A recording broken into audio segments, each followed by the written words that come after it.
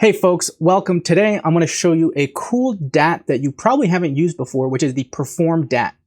Now, what the Perform DAT does is very similar to the Performance Monitor. And if you've never used Performance Monitor, don't worry, I'll show you how to use that in a moment. But it's a really in-depth way of getting all of the cooking information from all the operators inside of your project. Now, before we dive into this, because there's lots of buttons and switches, I know, and there's lots of stuff in this table, let's take a look at Performance Monitor. If you haven't used it before, it's up in the dialogues, and it's called Performance Monitor. Now, what Performance Monitor is essentially a kind of waterfall diagram. And you can see right now it's empty. And if I hit Analyze, it's going to give us this extremely long list of every single thing that's happening inside of this project that's requiring some kind of resource. Now, in most cases, and I would say most being almost 90% of cases, you're going to be looking at Performance Monitor for CPU-based tasks. It doesn't show GPU compute times or processing times. Sometimes it can show you hard drive bottlenecks or storage bottlenecks, but in the most cases, you're looking at Performance Monitor for CPU cook times. Now, what you're going to see, just to give you a kind of quick overview, is a lot of green bars, and the bigger the green bar, that essentially means the more time in milliseconds some operator or process took to cook inside of that one frame window. And what you'll see is it starts from the top, and it basically just goes in sequential order of all of the operators that have cooked, all the way down to the end when it draws the window and does any kind of GPU cleanups. Now, this can be a really helpful tool, especially when you're trying to optimize your project and find where frame drops are happening inside of projects while it's running. Because like you saw, I could be sitting here and I could hit Analyze when the frames start dropping. Now, this is a pretty simple project, so you'll see that actually there's nothing really cooking a lot, and all I have is a rendering of window at the end, which has a big cook bar. Most of the time, you don't have to worry about that. And we can see if I did a simple example, like maybe what I do is I throw a hog chop into my network. And the hog chop, its only purpose in life is to eat CPU resources for no reason, just so you can test your optimizations. And we can see right now it's eating 9 milliseconds of CPU time.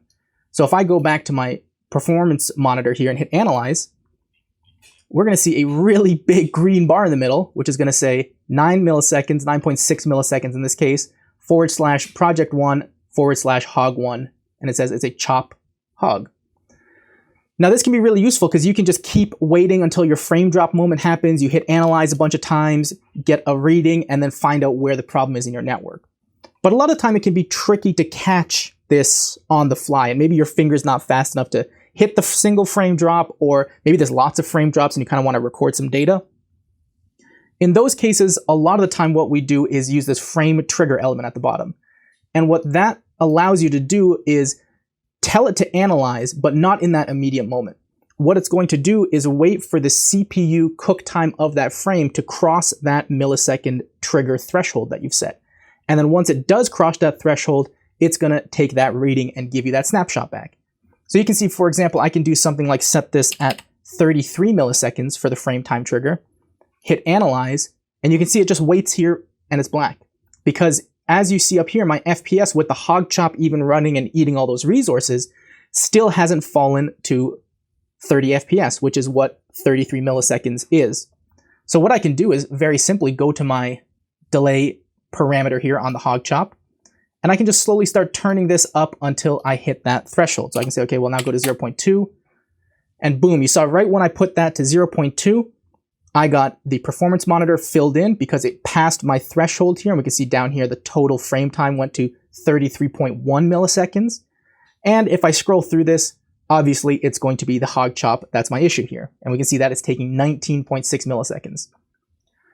Now, this can be all well and good, but it's really hard to work with Performance Monitor inside of a project itself. You know, you kind of need a real human to work with it.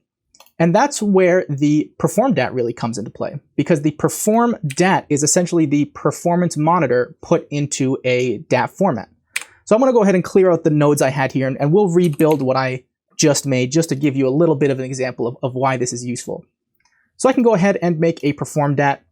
It's got a lot of switches. Usually I just recommend leaving all of them on. And then you're going to see it's got a trigger threshold, very similar to the Performance Monitor. and it's got an active and a trigger mode. So if we wanted to do this in its base configuration and just see how everything in the network is looking, we could just turn on active, and it's going to cook every frame, and it's going to give us all of that same kind of data in a table format. So if I make this table a little bit bigger, we can see things like the family of operators, the type, the path to that operator, a little bit of info about what's happening.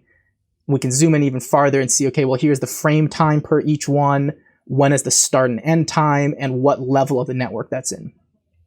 So there's a lot of information here, and actually a lot of it can get to be too much information, and we'll deal with that in a moment.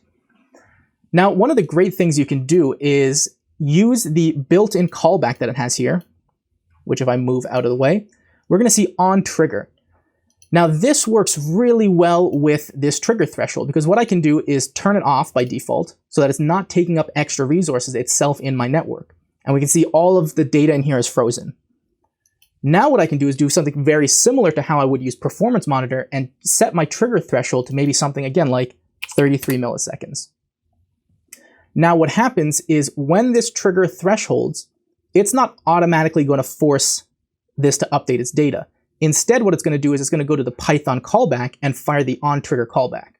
Now the nice thing here is that Derivative has put a line in here that's already commented out, and what that does is actually pulses the active button for you.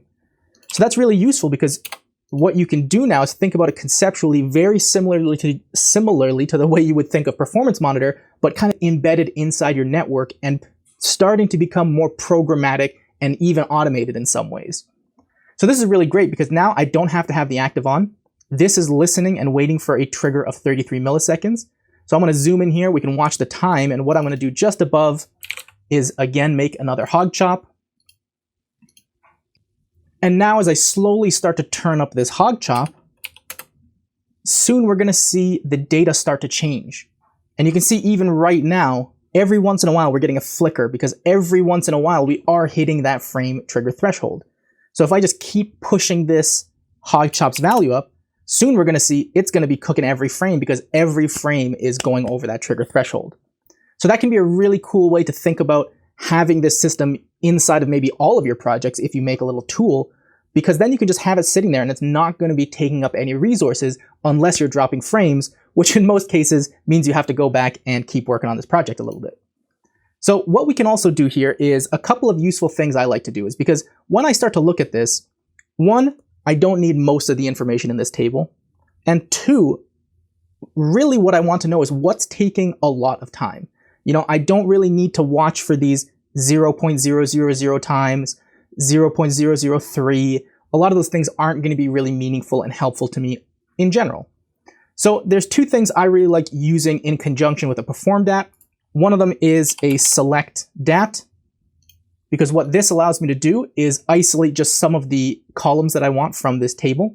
So what I can do is in my select DAT, go to select calls, and I'm going to select them by values, because then that way I can just give the column names that I want. So in this case, maybe I want family, I want path, and then the final one that I want is time. So all I have to do is type family space path space time.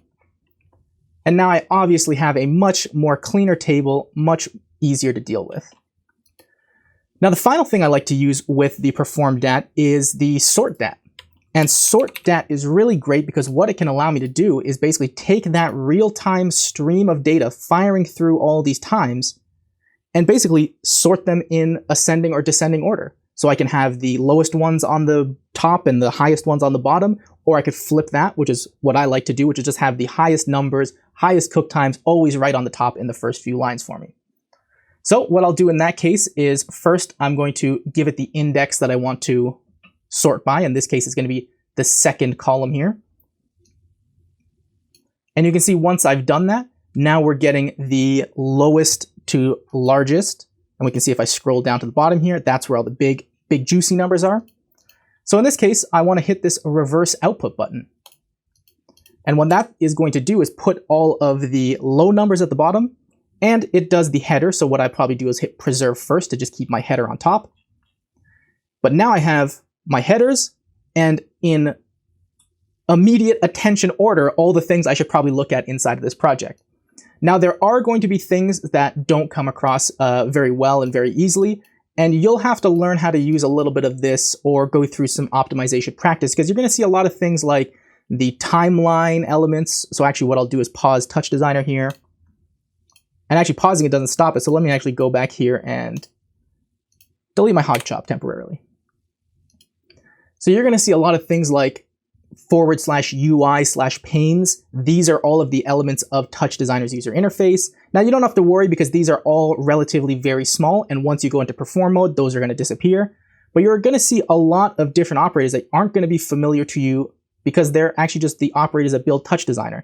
So what you're going to slowly start to get better at by doing this, and even just being aware of it, is looking for things that are heavy and that are expensive. And that'll really help you start to get a sense of, what are the operators that I should be using a lot? What are the ones that I should just be careful of because maybe they're taking a lot more compute resources? But it's definitely a great way for everyone to get into optimization and just learning a bit more about the inner workings of their network. Hey guys, thanks for watching. If you're serious about taking your TouchDesigner and interactive skills to the next level, I highly recommend you check out the Interactive and Immersive HQ Pro. It's the only educational resource and community of its kind for TouchDesigner and interactive professionals. You can learn more by checking out the link in the description. And if you like this video, don't forget to hit that like button. And if you're new here, don't forget to hit subscribe and the little bell icon for more awesome free content.